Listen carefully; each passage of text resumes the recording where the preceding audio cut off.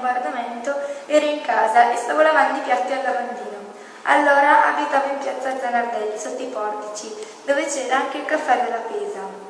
Dopo i primi scoppi delle bombe sentii la moglie di Angelo Amici che mi gridava «Clotilde, vieni giù, svelta!» Infilai di corsa la scala, ma appena fatto qualche gradino sono stata investita da una pioggia di calcinacci caduti dal soffitto.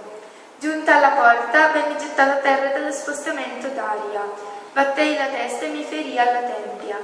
Mi rifugiai in casa Ferrari, ma siccome la ferita sanguinava, fui portata subito all'ospedale. Quello fu per me il momento più brutto.